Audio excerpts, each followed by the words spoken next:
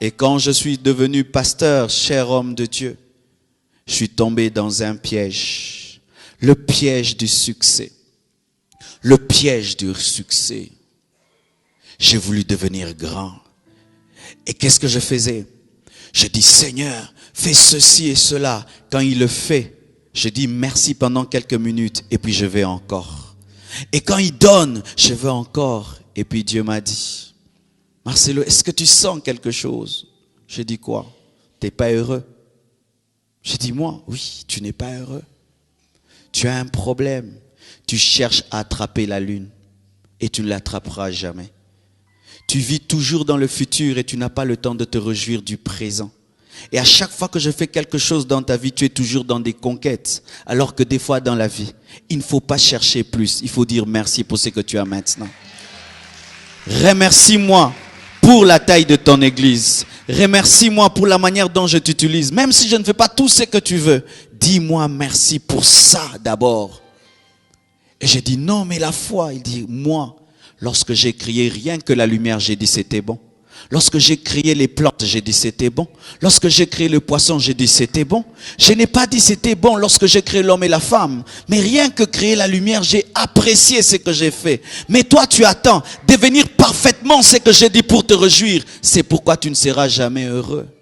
Et certains au milieu de vous, c'est ce que vous faites. Vous n'êtes jamais heureux parce que vous dites, je le serai.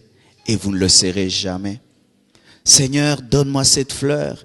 Et quand tu l'as, le baffle. Quand tu as le baffle, cette fleur. Quand tu as cette fleur, cette chair. Cette chair. Et puis, quand est-ce que vous aurez le temps d'être heureux? Quand est-ce que vous aurez le temps d'être heureux?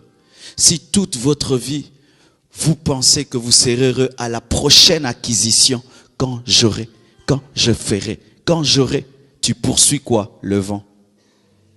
Attrapez le vent un peu. Essayez d'attraper le vent. Essayez de le faire. Des fois, le bonheur est tellement proche de toi que tu ne sais pas le saisir. Tu le cherches toujours demain et demain.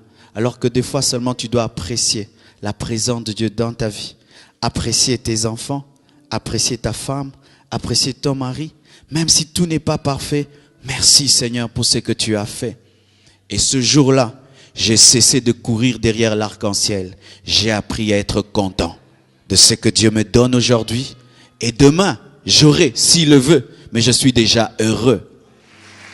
C'est pourquoi l'Ecclésiaste dit, vaut mieux une main pleine dans le repos que deux mains pleines avec beaucoup de stress. Beaucoup de stress. Vaut mieux peu dans la joie que beaucoup sans joie. Bien-aimés frères, sœurs, j'ai remarqué que des fois, vous entendez un milliardaire qui se suicide. Tu as envie même de le ressusciter pour lui dire, vraiment explique-moi, comment toi, avec ces milliards, que moi je demande à Dieu des années, tu peux te suicider? Comment une femme comme Dalida, une grande musicienne française, s'est suicidée?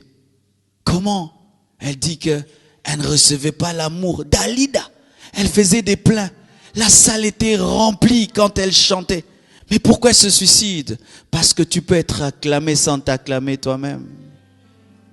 Tu peux être célébré sans te célébrer toi-même. Et une seule personne peut te révéler ta vraie valeur, c'est Jésus. Car c'est lui, l'architecte de ta vie. Vous qui attendez l'amour des hommes pour devenir heureux, vous ne le serez jamais. Car l'homme ne vous a pas créé à son image, à sa ressemblance. Cherchez le Dieu qui vous a créé et son témoignage vous suffira. Et s'il lui dit que tu es merveilleux, alors tu es merveilleux. Mais l'homme actuel, il aime sa vie par le nombre de j'aime qu'il a sur Facebook.